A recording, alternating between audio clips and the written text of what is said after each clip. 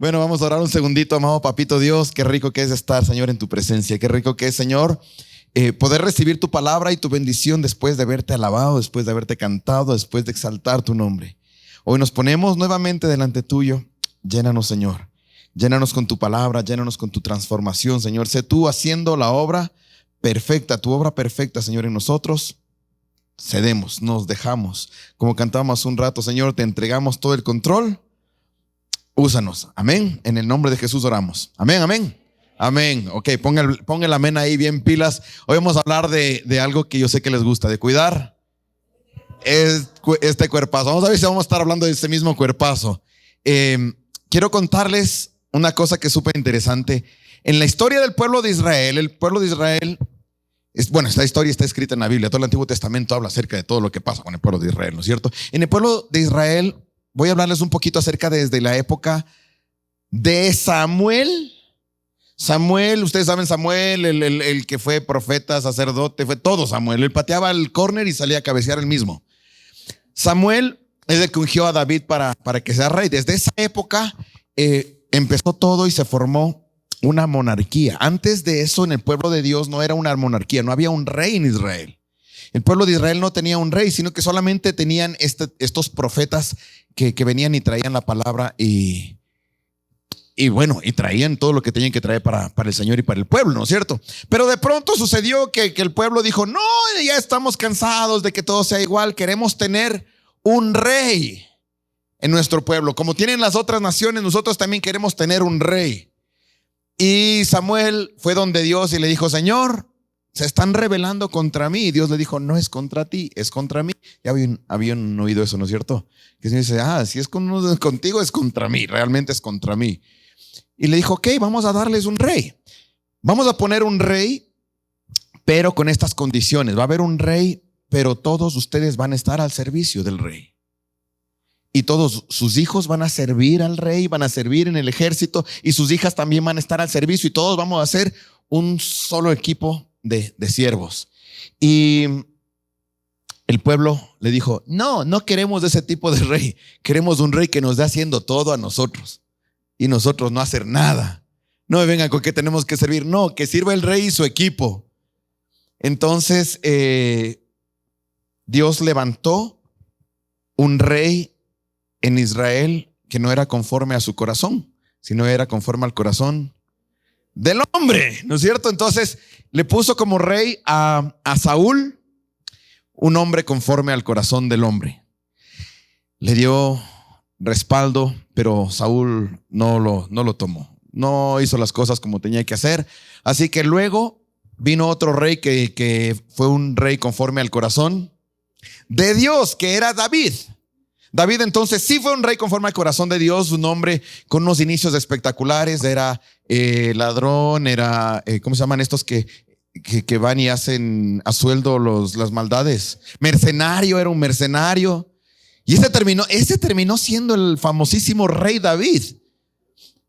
Increíble, pero un hombre conforme al corazón de Dios, porque era un hombre que sabía quién era Dios, sabía relacionarse bien con Dios. Y sabía que cuando fallaba. Y luego se levantaba nuevamente, y el Señor estaba ahí para levantarle nuevamente. Así que espectacular la vida de David. Luego de David vino su hijo Salomón. Salomón, un hombre súper sabio, porque él recibió sabiduría de parte de Dios, increíblemente sabio, pero con una debilidad bien grande: las suegras. Las suegras fueron la consecuencia de las mujeres, porque él tuvo 700 esposas y 300 concubinas. 1000 suegras en total, ahí pagó todo. Y eso es lo que pasó con él. Se apartó de Dios. Fíjense que él pasó a ser rey a los 17 años aproximadamente. Fue un rey súper joven. La petición que Dios le dice a Salomón: Salomón, ok, vas a ser rey de Israel. ¿Qué me pides? Pídeme lo que sea, yo te concedo. Y él le dice: Señor, yo quiero ser sabio para poder dirigir este pueblo como lo hacía mi papá. Bacán, le dijo Dios. Esa es una buena petición, porque no me has pedido plata ni oro ni la vida de tus enemigos. Te voy a dar sabiduría como nadie ha tenido antes y nadie tendrá después. Y no solo eso, te voy a dar también fama y fortuna como nadie ha tenido antes ni tendrán después. Entonces le dio el paquete completo a Salomón y le puso una advertencia. Le dijo: eso sí, mantente dentro de mi camino. Tengamos una relación súper chévere, le decía Dios a Salomón. Quédate en mi camino, hagamos las cosas bien. Y no vayas con otras mujeres que te vayan a alejar el corazón de mí. Toma. Y le dijo una promesa. Y si tú guardas lo que yo te enseño, guardas lo que yo te digo, tendrás larga vida. A los 41 años murió. Entonces no fue tan larga la vida de este hombre, fíjate, porque esa parte le faltó. A partir de eso vienen entonces ya los descendientes de Salomón y empiezan a haber muchos problemas de envidias, de celos, de que no están repartiendo bien, que todo está mal y tal. Y se divide todo el pueblo de Israel, las 12 tribus se dividen en dos reinos. Al norte se va el reino de Israel, que tiene su capital, al comienzo Siquem, pero luego queda como capital Samaria. ¿Han oído los samaritanos? ¿Ya? Son esos. Entonces al norte está el pueblo de Israel, son 10 tribus de Israel que están en el norte. Y se separan de el reino de Judá. ¿Han oído los judíos? Ya. El reino de Judá, realmente se les dice judíos absolutamente a todas las tribus de Israel, pero es el reino de Judá que está al sur y la capital es Jerusalén. Entonces, ¿cuál es el asunto? Que los del sur son 3 tribus y arriba son 10, o sea, total 12. Ahí me fallan las... ¿Por qué son 10 y abajo 3? Bueno, es que una estaba dividida. Los benjaminitas estaban tanto en el norte como en el sur. Entonces, pero en el sur estaba Jerusalén y ahí estaba el templo. Entonces ahí adoraban. Y los de arriba, los del norte dijeron: nosotros también necesitamos templo, pero no tenemos templo. ¿Y ahora qué hacemos con el templo? Becerro de oro, otra vez. La regaron completamente. Entonces estaba súper dividido el reino. Entonces se dividen los dos reinos y eso permite que el reino asirio conquiste Israel más o menos por el año 722 antes de Cristo. Conquista Israel y luego el pueblo es exiliado a Babilonia. Los babilonios vienen y destruyen el templo construido por Salomón, que era un templo, papito de templo, lindísimo, espectacular. Y destruyen eso alrededor del año 586. Pero luego, cuando están viviendo ellos en Babilonia y Jerusalén está destruido, están destruidas las murallas, está destruido el templo completamente, llega la época de Ciro, rey persa, la época de un señor llamado Zorobabel y otro señor llamado Yeshua, que se encargan de la reconstrucción, de regresar a Jerusalén y reconstruir esto, reconstruir los muros y reconstruir el templo, que es lo más importante. Y esto es en la época de 2 personajes súper importantes. Hay 2 libros de la Biblia que narran todo esto, que son el libro de Esdras y el de Nehemías. Ellos, el uno es copero del rey, el otro también, o sea, son personas, el otro es un escriba. Entonces ellos lo que hacen es convencer a los reyes persas que les permitan regresar y reconstruir Jerusalén. Entonces vienen y reconstruyen Jerusalén, pero la reconstrucción de Jerusalén era súper interesante. Vamos a eso. Esdras capítulo 3 versículos 10 al 13 dice: cuando los constructores echaron los cimientos del templo del Señor, llegaron los sacerdotes con sus vestimentas sagradas y sus trompetas junto con los levitas descendientes de Asaf y con címbalos para alabar al Señor según lo establecido por David, rey de Israel. Todos daban gracias al Señor y a una le cantaban esta alabanza: Él es bueno y su gran amor por Israel perdura para siempre. Lo que estábamos cantando ahora, ¿no? Hoy estamos cantando eso. Señor, eres fiel y tu misericordia es eterna. Hablaban acerca de eso, de que la misericordia y el amor por el pueblo de Dios es totalmente grande. Y ellos estaban súper felices y estaban cantando mientras reconstruían ¿qué? El templo. Estaban reconstruyendo y levantando el templo. Todo el pueblo alabó con grandes aclamaciones al Señor porque se habían echado los cimientos ¿de qué? Dígame con fuerza, ¿de qué? Del templo. Muchos de los sacerdotes, levitas y jefes de familia que eran ya ancianos y habían conocido el primer templo, prorrumpieron en llanto cuando vieron los cimientos del nuevo templo, mientras muchos gritaban de alegría. Espérate, ¿cómo es eso? Y no se podía distinguir entre los gritos de alegría y las voces de llanto, pues la gente gritaba a voz en cuello y el ruido se escuchaba desde muy lejos. Wow, espérate. Entonces empiezan a reconstruir el templo, lo reconstruyen con un entusiasmo, con mucha alegría y levantan un templo nuevamente y toda la gente, los jóvenes que están ahí, Se ponen así viendo el templo, se ponen a festejar y dicen, sí, qué lindo que nos quedó. Gloria a Dios, esto es hermoso, la fidelidad de Dios perdura para siempre. Y empiezan así emocionados a cantar y alabar a Dios, mientras habían ahí unos viejitos que conocieron el templo de Salomón. Y los viejitos que conocieron el templo de Salomón ven el templo nuevo y dicen, no, esto no es nada como era antes, no lo logramos. Y se ponen a llorar y dice que lloraban duro. Y dice que no se podía determinar si está riendo. Se está riendo. ¿Se han visto que hay gente que a veces está llorando y uno dice, ¿está riéndose o llorando? Porque lloran así. O se ríen también así. Entonces no sabes si están llorando o están riendo. Dice que aquí no se podía distinguir porque era tan fuerte que estaban gritando los unos y los otros y no sabían quién llora y quién ríe. Porque unos estaban felices hasta más no poder, felices, diciendo, wow, un nuevo templo. El otro, ay, no tan bueno el templo. Y eso era tremendo. Ellos decían, el templo anterior era mejor. Pero en los dos casos yo quiero que veamos qué está detrás de los dos corazones, los que gritan a favor y los que gritan por tristeza. ¿Por qué es tan importante el templo para ellos? Wow. Porque los que gritan a favor, ¿por qué se emocionan? Porque tienen templo. Porque el templo era para la presencia de Dios. Dicen, wow, tenemos un templo. Y está lindo, nos quedó precioso. A los ojos de ellos estaba lindísimo. Pero lo más importante que Dios les emocionaba era que tenían la presencia de Dios ahí. Que estaba levantado una casa de Dios. Y les quedó bonita porque ellos querían que quede como bonita. Esa era la ilusión de ellos. Que sea gloriosa, que se vea espectacular, porque era la casa de Dios. Entonces pongámonos un segundito en el corazón de ellos. Imagínense un momentito. Wow, tenemos templo. Y empiezan a saltar y empiezan a gritar. Por eso, no por las paredes, por lo que significa eso. Porque ellos querían tenerlo lindo y ante sus ojos así estaba. Pero venían los otros que estaban llorando. ¿Y por qué lloraban? Porque amaban las cosas de Dios. No, es el mismo amor. Solamente lo están viendo desde diferentes ángulos. Pero es el mismo amor por el templo, porque el templo, que es la presencia de Dios, ¿no es cierto? Es un lugar, una casa de Dios. Es donde nos vamos a reunir para recibir esa bendición de Dios, donde se va a manifestar eso, donde se hacían los rituales de perdón, donde se hacían los rituales de adoración. O sea, más o menos lo que se hace aquí.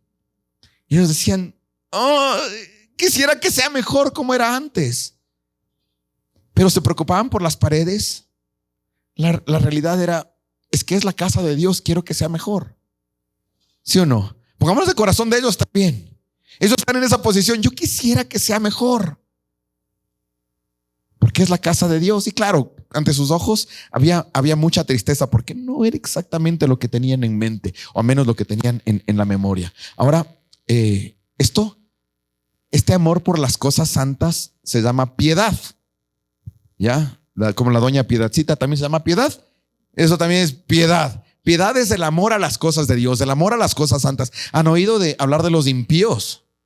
¿Saben lo que es un impío? Una persona que no ama las cosas santas. ¿Qué es lo contrario al impío? Impío, el pío. ¿No es cierto? Esa es la situación. La piedad del piadoso, no el piadoso, no el pío. Vamos a esto. Nehemías capítulo 4, versículo 6. Aquí lo narra Nehemías y dice: continuamos con la reconstrucción y levantamos la muralla hasta media altura, pues el pueblo trabajó con entusiasmo. Y esto es lindísimo. 52 días se demoraron en reconstruir todas las murallas de Jerusalén. 52 días. Quédense locos, pongan cara de locos. Espera, vamos a hacer de nuevo ya. Adivinen cuántos se demoraron. 52 días. No más. Tienen que asombrarse porque 52 días por una construcción sí era tremendo. Adivinen cuántos se demoraron. 52 días.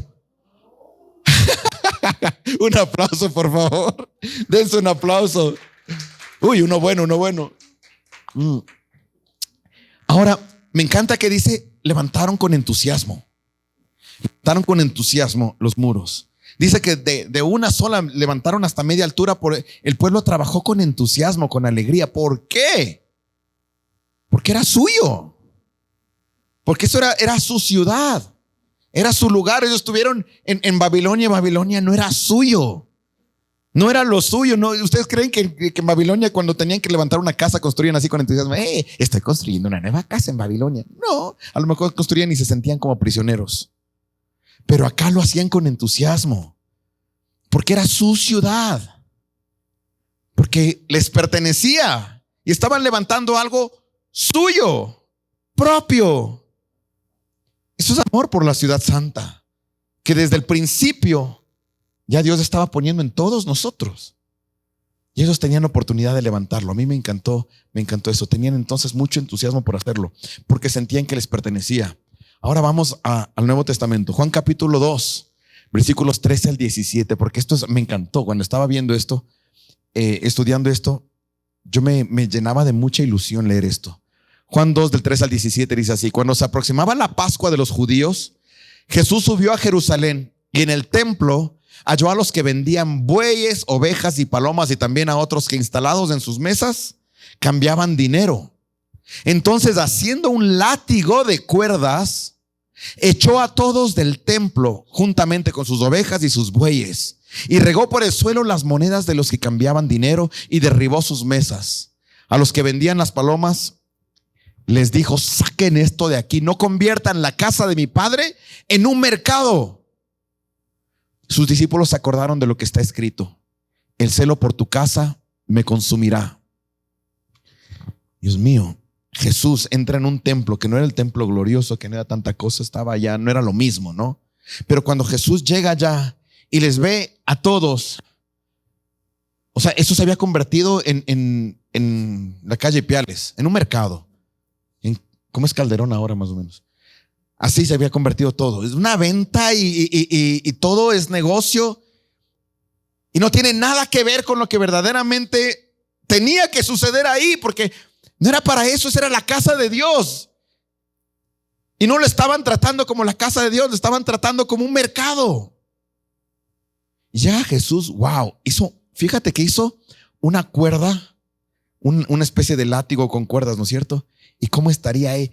Guachá, guachá, guachá, ahí castigando a las personas y sacándoles de ahí, volteando las mesas a los vendedores. ¿Qué hacen aquí? Este no es lugar para esto. Este templo no es para, es un templo, por favor, esto no es para eso. Esta es la casa de mi Padre, dice el Señor. Porque estaba escrito: el celo por tu casa me consumirá. Y nos preguntamos, me pregunto, pero es el templo. ¿La iglesia es un templo? No. ¿Qué es la iglesia? Somos nosotros. Somos nosotros, ¿no es cierto? ¿Y el templo? Entonces no es tan importante el templo, pero para el Señor sí. Para el Señor el templo era totalmente importante. Y Él sabía que el Espíritu Santo iba a ser regado a las personas para que luego nosotros estemos llenos del Espíritu Santo y no va a haber pared que nos detenga, ¿verdad? No va a haber pared que nos detenga. Y Él, sabiendo eso, se preocupa por el lugar físico. Se preocupó por el lugar físico. Y del lugar físico de esa casa, de ese local, de ese templo de paredes, tuvo un celo tremendo, porque dijo: esta es la casa de mi Padre. Y estaba lleno de gente que no aman lo santo, de impíos, que no les importaba que sea el templo, que sea la casa del Señor, que sea el lugar. No les importaba. Ellos estaban haciendo su negocio, ellos estaban haciendo sus cosas. Y Señor Jesús tuvo una ira, pero impresionante, por causa de eso. Pero les pregunto, ¿son las paredes o es lo que representa? Es lo que tiene ahí, la razón de ser. O sea, ¿por qué estaba ahí ese templo? Porque es la casa de mi papá, es donde nos reunimos, donde aprendemos. ¿Se acuerdan cuando Jesús tenía 12 años? ¿Dónde se perdió? En el templo. ¿Haciendo qué? Vendiendo, cambiando cromos, jugando fútbol. ¿Qué hacía? escrituras, compartiendo las escrituras, haciéndoles ver a los sabios cómo la palabra habla de Él. Esa es la verdad. Y ese amor por esas cosas estaba en ese lugar. Entonces, no son las paredes, es lo que representan. Ahí le veo ahorita al pastor Dieguito. No es el Diego.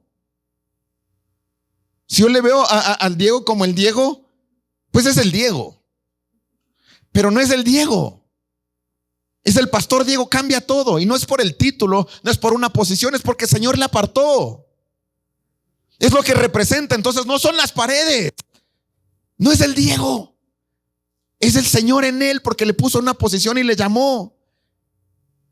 Y a todos los pastores, porque aquí dicen, a veces es una iglesia que tiene más pastores que gente. Gloria a Dios. Ojalá pudiéramos tener pastores personalizados, así sería una bendición tremenda. Pero entonces no es el Diego, es el pastor. Es lo que el Señor puso adentro, porque Él puso su promesa, su respaldo ahí. ¿Te das cuenta? Entonces, por eso es que nadie puede tocar a uno de sus ungidos, ¿sabes? Porque es exactamente lo mismo.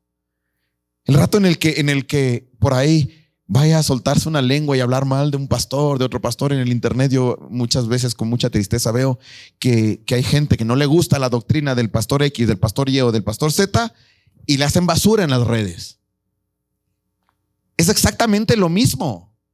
Están tratando mal al templo de Dios, a lo que representa eso. No, pero es que está equivocado. ¿Y quién no se equivoca? ¿Aquí quién está para juzgar? No está para juzgar.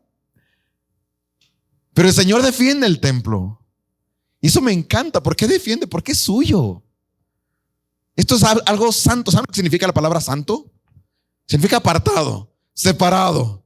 No significa el que está así con un alito aquí arriba y oh. No. Santo significa que no estás en el montón, que eres apartado para Dios.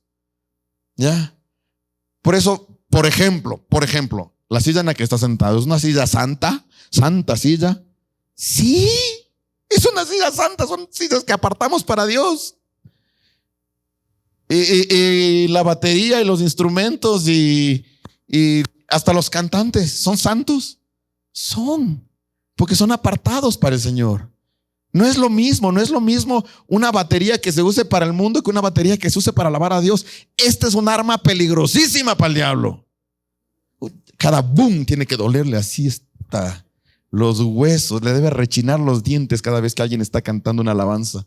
Así, uy, ya se me hizo la piel de gallo, no de gallina. Pero eso debe dolerle durísimo. Entonces esto que nosotros tenemos aquí, estas paredes, son paredes, son un local. O sea, a la final es un local pequeño, tratamos de arreglarle, decorarlo como podamos, pero no se trata de las paredes, es un lugar santo.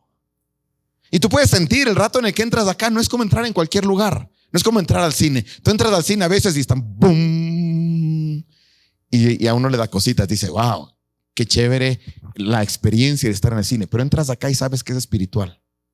Sabes que es espiritual, algo hay, se siente amor, se siente presencia, algo pasa. Yo he visto un montón de gente que entra así y cruzan la puerta y cambian y no saben por qué. Hay otros que llegan también así cruzan la puerta y están ahí quebrantados. Estamos ahí quebrantados. ¿Por qué? Porque no es lo mismo. No es lo mismo. O sea, son 4 paredes, sí, 5 con la que está ahí. Pero no son las paredes. Es lo santificado, lo piadoso, lo que le hace diferente. Y lo que te hace diferente a ti también. Amén. Amén. Vamos, Efesios capítulo 5, versículos 29 al 30. Fíjate lo que está hablando el apóstol Pablo. Dice, nadie ha odiado jamás a su propio cuerpo. Al contrario, lo alimenta y lo cuida. Así como Cristo hace con la iglesia. Porque somos miembros de su cuerpo. ¡Qué lindo! A mí me encanta porque este es mi cuerpazo, ¿no es cierto? Y amo mi cuerpo. Y realmente amo las cosas mías. ¿Ya? Amo mucho a mi esposa. Pero no puedo decir que amo a las esposas. ¿No es cierto? Y yo soy lleno de amor, entonces amo a las esposas. No, no amo a las esposas, amo a mi esposa. ¿Por qué? Porque es mía. Amo a mis hijos, no amo a los hijos. No daría la vida por los hijos de todos. Por los míos sí. ¿Te das cuenta? ¿Por qué? Porque son míos. ¿Hay aquí algún papá? Levante la mano. ¿Alguna mamá? Levante la mano. Sí. Entonces, ¿quién está dispuesto a dar la vida por sus hijos? ¿Ya? Y tal vez no todos estemos dispuestos a dar la vida por los hijos de otros. La verdad, les voy a decir, no, ay, qué falta de piedad del pastor Chris. Soy sincero, yo tal vez no lo haría. Pero por los míos, sin dudarlo. ¿Por qué? ¿Qué diferencia los unos de los otros? Que son míos. Basta. Entonces, esto es lo más importante dentro de todo eso. El Señor dice, nadie maltrata a su cuerpo. Todo el mundo ama a su propio cuerpo. Lo nutre. Da de comer cosas ricas. Algunos demasiado ricas. Pero es porque le amo. Amo mi barriguita y la nutro. Y disfruto. O sea, amén. Ese es mi cuerpo. Ahora qué lindo, porque el Señor dice, así como Cristo hace con la iglesia, porque somos miembros de su cuerpo. Me encanta. Nosotros somos cuerpo de Cristo. La iglesia es el cuerpo de Cristo. Y si nosotros tenemos que cuidar a la iglesia y alimentarla, adivina qué hace Jesucristo con su iglesia. Nos cuida y nos alimenta. ¿Por qué? Porque somos una iglesia. No, porque somos su iglesia. Porque somos su cuerpo. Le pertenecemos. No somos nuestros. Es más, en el otro versículo también, en Corintios dice, ustedes son miembros del cuerpo de Cristo y cada uno es un miembro en particular. Y ya no somos nuestros, sino que le pertenecemos a Él porque pagó precio por nuestras vidas. Fabuloso. Entonces, si yo digo que voy a cuidar las murallas o voy a edificar las murallas porque son mi cuerpo, adivina qué es lo que está diciendo Jesús con nosotros. Yo voy a edificar esta iglesia porque son mi cuerpo, porque me pertenecen, porque son míos. Y no lo voy a hacer así nomás, sino con entusiasmo. Y la voluntad de Dios es justamente tomarnos a nosotros, tomarte a ti y levantarte. Y no en 52 días. 52 días eran como para decir, ¿cómo? Él lo puede hacer en un abrir y cerrar de ojos. El instante en el que tú te rindas delante del Señor, Él va a decir, yo necesito, voy a levantarle, voy a gozarme levantando esta vida. ¿Por qué? Porque es mía, porque me pertenece, porque ya la compré. Adivina cuánto costó. ¿Cuánto cuesta tu vida? Nosotros hemos hablado de esto un montón de veces. ¿Qué tan valiosos somos? Cuando pasamos por el curso de desenmascarados, y si no les voy a compartir, está en el internet el curso de desenmascarados, buenísimo. Pero cuando estamos hablando acerca de eso, hablamos también un rato acerca de cuánto valgo yo. ¿Qué tan valioso soy? Porque a veces nos olvidamos que somos valiosos, verdaderamente valiosos. Y creo que están pavimentando la calle aquí, ¿no? Algo así, sí. Nos olvidamos de lo valiosos que somos y estamos buscando que otras personas nos den valor. ¿Cuánto valor tenemos? Depende. ¿Cuántos likes? Déjame ver cuántos seguidores tienes y te diré quién eres. Algo así creo que dice el refrán hoy, ¿no? Dime cuántos seguidores tienes y te diré cuánto vales. Y esa es la realidad. La gente está buscando la aprobación de los demás porque no nos sentimos valiosos, cuando realmente somos totalmente valiosos. ¿Cuánto cuestas? ¿Cuánto le cuesta? ¿Cuánto le vale? ¿Cuánto? Por mí pagaron un Jesús. ¿Por ti cuánto? Un Jesús también. ¿Te das cuenta cuánto vales? ¿Te das cuenta el valor que tienes? ¿Hay algún like que pueda superar eso? Unos cuantos millones de visualizaciones pueden superar eso. No pueden llegar jamás a acercarse al valor que Jesucristo te ha dado. Porque todo lo que nosotros somos y todo lo que nosotros valemos está en Él. No está en nosotros, está en Él. Amén. Vamos a darle un aplauso a mi Señor. Gloria a Dios. Efesios 4 del 15 al 16. Más bien el vivir la verdad con amor. Al vivir la verdad con amor, crecemos hasta ser en todo como aquel que es la cabeza, es decir, Cristo. Por su acción todo el cuerpo crece y se edifica en amor. sustentado y unido por, ¿qué? Por todos los ligamentos. Fíjate qué lindo. Entonces, es este amor que es el centro absolutamente de todo. No es el conocimiento, no es la sabiduría, no es la alabanza, no es nada. Es el amor lo que está uniendo absolutamente todo. Y dice que este cuerpo se va uniendo y se va sosteniendo junto por los ligamentos. Entonces, eso que me llama a mí, me dice, a ver, yo creo que el Señor me preguntó inclusive, me dijo, Cris, ¿eres un ligamento? Tu iglesia está llena de ligamentos. ¿Qué es un ligamento? ¿Cuál es la función de un ligamento dentro de la iglesia? Fíjate, es lo que nos une. Cuando tú estás acá y ponemos el tiempito de abrazos, dice tiempo de abrazos, y ponemos una musiquita así. Ese es el momento en el que yo veo que el Señor nos ha bendecido con sabiduría para entender que somos ligamentos, de que el llamado de Dios es a unirnos. Yo veía este versículo y decía, pero sí, qué lindo que es, porque en el tiempo de abrazos, que es solamente un tiempito, es un ratito de manifestación, todo eso, se ve la realidad, cómo es una iglesia que se une, cómo es una iglesia que trata de que seamos una familia, trata de que seamos un equipo, y que cada vez ojalá podamos seguir uniendo más personas y más, pero para eso hay que salir de la zona de confort, ¿no? Hay que estirarse un poquito más. Yo vi ahora en la mañana los que estuvieron temprano, Patti nos compartía un testimonio. Ya, no sé, Patti, voy a ver, ¿dónde estás? Voy a ver si latino, perdóname si no, pero yo por la forma en la que Patti nos contaba ahora el testimonio de esta persona, yo pude ver que no se sentía muy cómoda con esta persona. Y algo así como que, ay, ¿por qué? Como que no era el lugar de comodidad, no, o sea, no es del círculo. No es una persona a la que tenga confianza y le pueda hablar así, ven, te voy a hablar del amor de Dios. No, sino, hoy tengo que hablar del amor de Dios. Tengo que hablarte del amor de Dios. Ya, en otras palabras, entre líneas, no me gusta tener que hablar contigo, pero si se trata del amor de Dios, es mucho más valioso que mi comodidad. Mucho más valioso que mi comodidad es saber que Dios me está utilizando a mí para que tú de pronto puedas recibir una palabra, para que tú puedas recibir ánimo, para que tú puedas recibir un abrazo, para que el Señor pueda hacer algo en tu vida. No importo yo, importas tú. Entonces, ¿qué churos me incomodo? Ven, te hablo de Dios. Hace un tiempo el pastor Javi nos decía también una cosa así, y que no me acuerdo, Javi, la historia. Voy a parafrasear el sentido, ¿ya? No era exactamente lo que dije, no me importa. Pero nos decía algo así. ¿Qué tal si llega un momento en el que estamos subiendo por una escalera ya a la presencia del Señor, así, y de pronto me topo con algunos amigos que están bajando, ya saben para dónde, así, como que huele a azufre para allá abajo, y acá arriba así, y de pronto decía Javi, me topo con algún amigo, con algún conocido que va bajando ya a la muerte definitiva.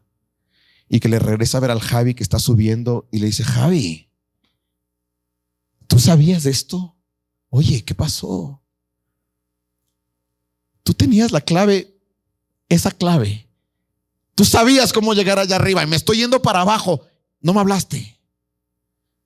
¿Por qué no me dijiste? Me acuerdo el gesto de Javi cuando decía, oye, ¿en serio? ¿Qué pasaría si verdaderamente se da ese momento? Ay, espérate que me dolió hasta a mí. Ese fue un chirlazo a la conciencia en la voz del hermano. Qué dolor. Pero el Señor dice que nosotros somos ligamentos. Sí, somos ligamentos. ¿A quién le gustaría hacer un ligamento dentro de esta iglesia? Levante la mano. Sí, un ligamento de esos ligamentos que verdaderamente están para unir.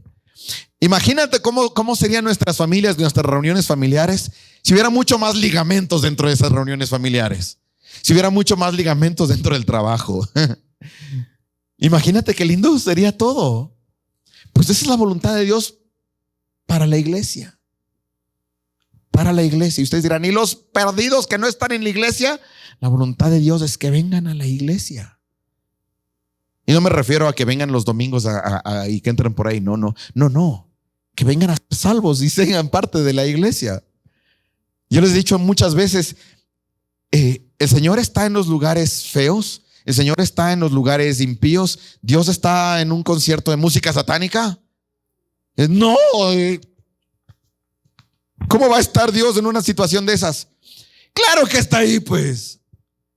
El Señor es omnipresente, significa que está en todas partes. Y está listo para salvar a la gente en esas circunstancias, ¿sí o no? No es la primera vez, hemos oído un montón de testimonios. Entonces, si Dios está en todos los lugares, ¿Dios va a bendecir a esas personas? No. ¿Qué es lo que quiere hacer Dios? Sacarles de las tinieblas y traerles a la luz de su bendición, como hizo con nosotros. Entonces no es que el Señor ama a los impíos y les bendecirá allá. No, el Señor ama a los impíos y quiere traerles a su salvación y a su presencia. Porque en el mundo de la impiedad, en las tinieblas, no hay bendición. Ahí hay rescate. Dios va allá no a bendecir y a salvar al impío, a bendecirle al impío y dejarle ahí, sino a sacarle de ahí y a salvarlo, a ponerle a salvo para que deje de ser impío. Esa es la salvación. Entonces, ¿Dios ama al pecador? Claro que le ama al pecador. ¿Dios bendice al pecador? Al pecador que no ha sido redimido, no. Pero que redimido, ¿hay alguien aquí que sea pecador? Levante la mano. Con vergüenza, levanten más. Pero con vergüenza, no diga yo. No sé. Así yo. Somos pecadores redimidos. Por eso es que estamos en este lugar. Aquí no vinimos para hacer el club de los perfectos, el club de los chéveres. No, esta es la casa de los necesitados. Aquí los que estamos aquí estamos porque le necesitamos a Él, porque nosotros, como cantamos hace un rato, a mi manera, no funcionó. Si no funciona a mi manera, necesito un Salvador, Jesucristo. Por eso estamos aquí, casa de necesitados. Ve al lado y diga, uy, este sí necesita. Dígale nomás. O dígale de al lado, sí, yo necesito, yo sé que hay unos que necesitan más que otros. No, mentira. Todos necesitamos esa presencia de Dios. Todos necesitamos eso. Y adivina qué, el que no conoce necesita, y el que conoce pero no quiere aceptar porque es demasiado orgulloso como para aceptar, necesita. Y el que está aquí y cree que se las sabe todas, adivina qué. ¿Cómo? Amén. Claro que necesitamos. La palabra dice que esté bien. Mire que no caiga. Mire que no caiga. Póngase pilas porque si no de pronto hay como un video, no sé si vieron, ya se debe estar regando ese video de una caída del Juli con un pastel en la mano. Puntos suspensivos.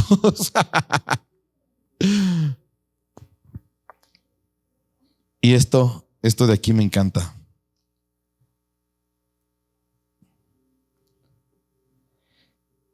Esto me encanta.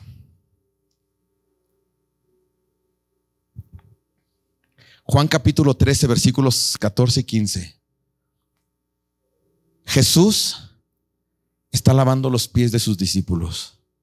Yo nunca lo había visto de esta manera, pero estudiando este tema, llego a este punto y me quedé loco. Jesús lava los pies de sus discípulos. Y yo siempre veía un asunto de humildad, siempre veía un asunto de honra, que es verdad. Que acuérdense lo que aprendíamos, la bendición viene de arriba abajo, ¿no es cierto? Y la honra de abajo arriba. Y el Señor Jesús les pone primero claro y les dice, yo el Señor, el Maestro, porque me dice el Señor, me dice Maestro, y tienen razón porque lo soy. Voy a enseñarles cómo se honra. Tengo que estar de rodillas debajo de ustedes para que la honra suba y suba. Porque la bendición baja y la honra sube, ¿verdad? Entonces, lo había visto siempre así. Pero fíjate, si yo el Señor y el Maestro les he lavado los pies, también ustedes deben lavarse los pies los unos a los otros. Les he puesto el ejemplo para que hagan lo mismo que yo he hecho con ustedes. Pero ¿qué hizo Jesús? Estaba cuidando los pies. Estaba limpiando los pies. ¿Alguien aquí ha recibido? No hace falta que levante la mano, ¿ya? Yo sé que aquí muchas personas han recibido por algún momento un tiempo de honra y se han lavado sus pies. Alguien les ha lavado los pies. Y lo mínimo que sienten es frescura, ¿no es cierto? Renovación. Y el Señor dice, mira, estoy lavando tus pies, estoy cuidando tu cuerpo, estoy purificando.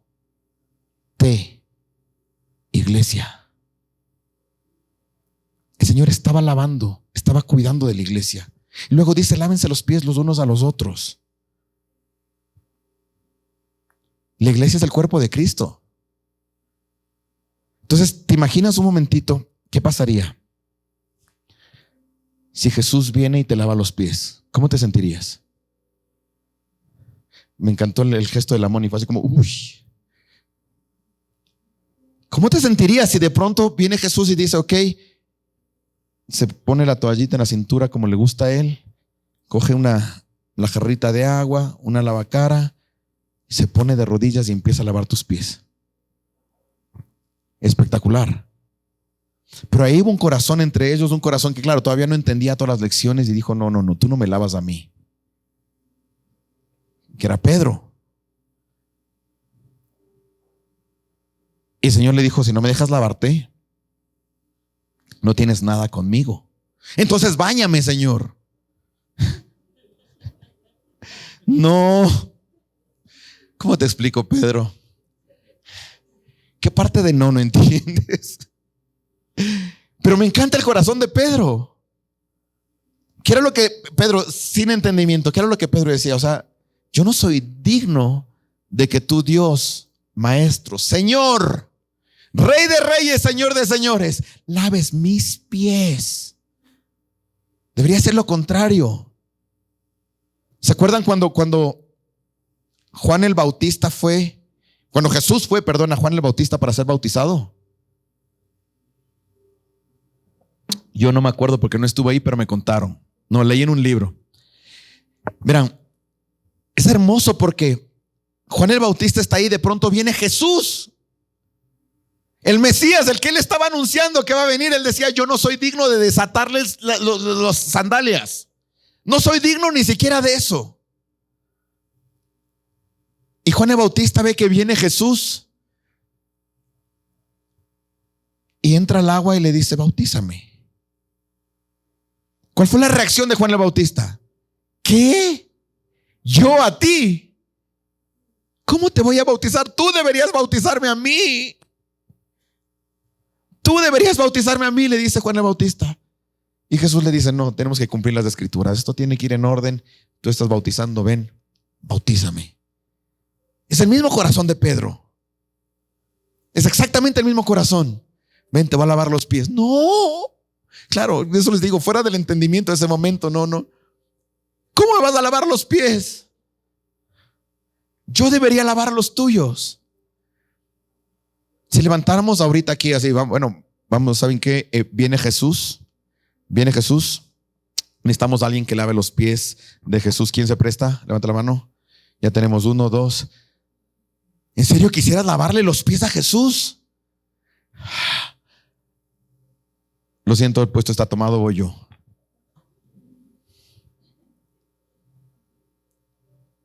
Pero mira lo que dice la palabra. Deben lavarse los pies los unos a los otros.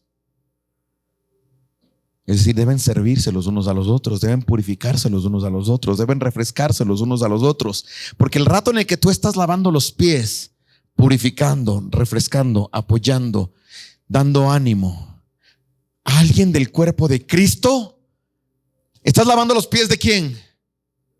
De Jesús. Entonces, ¿quién quería lavar los pies de Jesús? Puede lavar los pies de su hermano. Dicen, no, pero es que cuando, qué vergüenza. Bueno, sírvele, abrázale, ayúdale, sonríele, levántale, sopórtale, perdónale, aguántale, anímale, llámale, compártele un versículo, ora por él, ora por ella. Eso es lavar los pies. Bueno, también hay que lavar los pies, es lindísimo eso.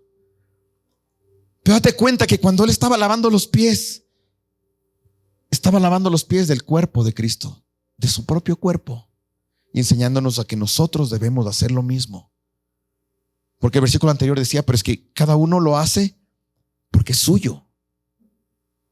¿No es cierto? Decíamos, yo amo a los hijos, les amo a todos, pero no les amo a los hijos como amo a mis hijos, porque mis hijos son míos. Porque aquí hay algo que se llama el sentido de pertenencia. Yo saqué un extracto acerca del sentido de pertenencia. Me pareció súper pertinente ponerlo. El sentido de pertenencia es parte de nuestra identidad porque mejora completamente nuestra autoestima. Cuando nosotros sabemos que algo nos pertenece, nos sentimos mejor. Nos sentimos mucho mejor cuando tenemos ese sentido de pertenencia. Fomenta un compromiso y nos da propósito saber que algo nos pertenece, que algo es mío. ¿No es cierto? No es lo mismo un carro rentado que un carro comprado, ¿sí o no? ¿No es cierto? No es lo mismo todas las cosas que te presten un libro a que te compres el libro. ¿Alguna vez les han prestado un libro para leer? Sí, está bien, ¿no es cierto? Está bien. ¿Alguna vez han comprado un libro? Y eso es mejor, ¿sí o no? ¿Por qué es distinto? Porque mejora tu autoestima. Ahora, desde 3 puntos de vista. Psicológicamente, sentirse parte de algo más grande que nosotros nos da un propósito y una dirección. Saber que nosotros podemos ser parte de algo más grande, por ejemplo, el cuerpo de Cristo, porque este cuerpazo tiene sus limitaciones. Ustedes dirán, ¿en serio, pastor? No parece, pero sí. Ya, tiene sus limitaciones y tiene sus cosas, pero si yo soy parte del cuerpo de Cristo, adivina que el cuerpo de Cristo es más chévere. Entonces, si yo soy parte de ese cuerpo, es mi cuerpo el cuerpo de Cristo. ¿Es tuyo también? Sí, ya de mi mamá, sí, ¿de quién más? ¿Si es tuyo también el cuerpo de Cristo? Claro, somos parte del cuerpo de Cristo. Entonces soy parte de algo mucho más grande. Eso nos da propósito, eso nos da dirección. Espiritualmente ni se diga. Refuerza nuestra identidad como hijos de Dios, llamados a amar y a servir en su obra. El saber que esto nos pertenece, que somos parte de, que pertenecemos y nos pertenece. Y relacionalmente, pues obviamente nos ayuda a cuidar y proteger a nuestros hermanos en la fe. Nos hace que veamos al de lado y no sea una persona más que va a la iglesia, y no sea el que se sentó al lado mío, sino que sea tu hermano. Mira un ratito, échale un ojo por favor a la persona que está al lado tuyo, al un lado y al otro, así. Mira a un lado, mira al otro. No es una persona cualquiera. Yo sé que algunos regresaron a Virgen. ¡Hey! Ya, ¿te das cuenta que no es una persona cualquiera? No es una persona cualquiera. ¿Te acuerdas cuando nosotros estábamos hablando al comienzo acerca de por qué el Señor tenía celo por el templo? Que son paredes que a la final se cayeron. Son pura piedra montada sobre piedra, como aquí, bloque sobre bloque, ladrillo sobre ladrillo. ¿Por qué? Porque era santo. Porque era suyo. Por la razón de ser. Por lo que te decía, que la Juanita es Juanita, pero la pastora Juanita, el concepto es otro. Es lo que el Señor puso, es su llamado, es su respaldo. No le hace superior. Santa, santo. Ahora ve a la persona al lado y vas a ver otro santo. Y si te ves a ti mismo y dices, wow, tengo cuerpo santo, porque soy santo, Dios me apartó.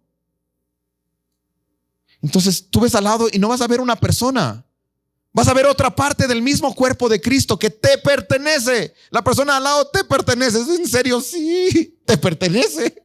Por las buenas o las malas, te pertenece. Porque es parte de tu cuerpo, es tu hermano, es tu hermana, es tu pastor, es tu pastora, es tu iglesia. Amén, gloria a Dios.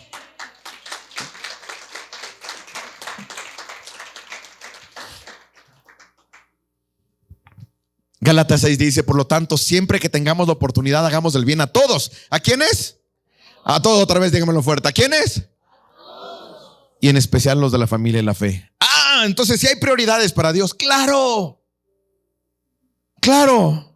Si tú tienes que cuidar de alguien, tienes dinero para dar de comer a alguien, primer lugar, le das al necesitado de la calle, qué lindo tu corazón. Pero si das al necesitado de la calle y no le diste a tu hijo primero, algo está mal. Tienes que darle comer a tu hijo. Tienes que darle de comer a tu esposa ahí tienes que cuidar. Lo primero que te dice el Señor es cuida primero esto, sin dejar lo otro, pero primero esto. A veces nos ha sucedido. Nosotros tenemos regularmente canastas de amor. Y yo entiendo el buen corazón de muchas personas, porque muchas veces nos llaman y nos dicen, ¿sabes qué, Pastor Chris? Necesito ayuda. Queremos ver si podemos dar una canasta de amor, por favor, porque conozco a la vecina de un amigo que está en una situación muy mala y sería bueno si le podemos llevar una canastita. Y está bien. Y si se puede, lo hacemos. Pero siempre que pasa eso, nosotros primerito ese rato regresamos a ver, espérate. Prioridad, ¿hay alguien de la casa que esté con hambre? Porque si hay alguien de la casa que esté con hambre, lo siento, pero el Señor me pide que primero cuide de los míos. Primero, no únicamente, primero. Entonces a veces tenemos la canastita y decimos, pues espérate, no podemos entregar allá, porque alguien de mi casa necesita. Sería una imprudencia delante de Dios, una desobediencia delante de Dios, decirle, mira, no. Entonces ahí vemos cómo se multiplica y entregamos primero al de la casa y luego decimos, vamos a levantar alguna otra cosa para poder dar al necesitado de allá. Pero el Señor dice primero, en especial a los de la familia de la fe. Y yo sé que a veces nos vienen pensamientos que quisieran cuestionar eso, ¿no? Yo ya, gracias a Dios, ya no tengo esos pensamientos, ya no cuestiono. Si el Señor lo dice, lo dice. A este punto ya le creo.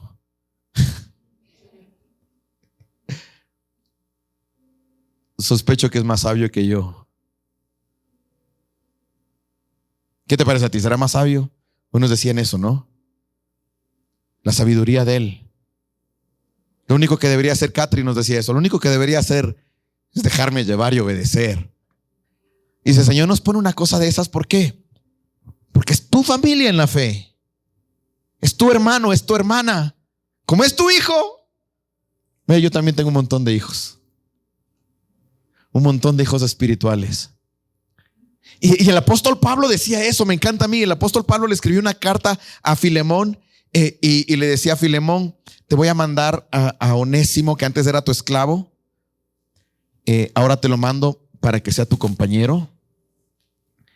Trátale a él como si me trataras a mí, porque Onésimo es mi hijo. Mi hijo. ¿Ya? Yo lo parí estando en la prisión.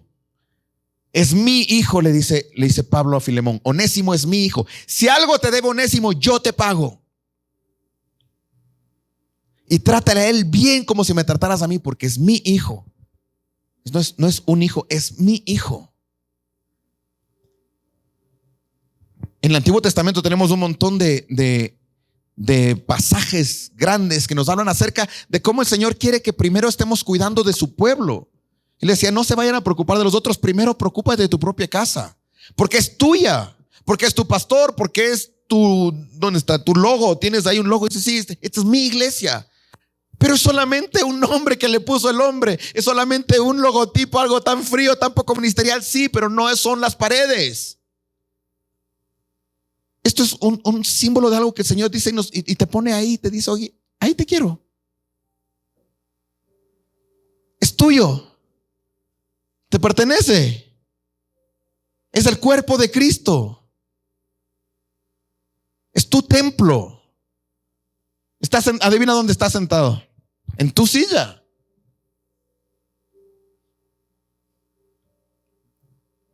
Primera a los Tesalonicenses 2, 19 y 20. ¿Quién es nuestra esperanza? Dice el apóstol Pablo.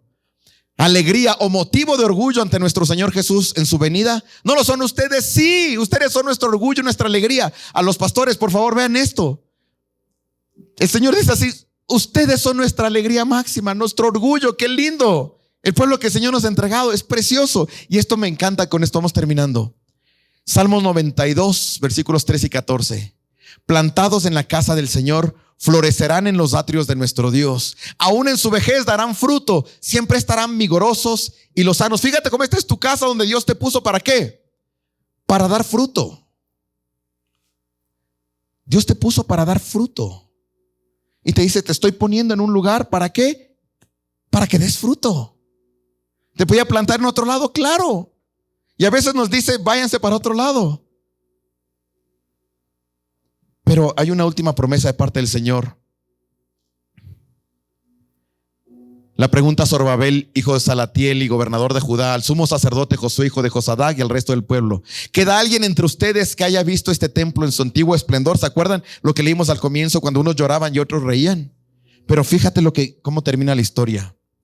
¿Qué les parece ahora? ¿No lo ven como muy poca cosa? Pues ahora, ánimo, Zorobabel, afirma el Señor. Sé fuerte, Josué, hijo de Josadac.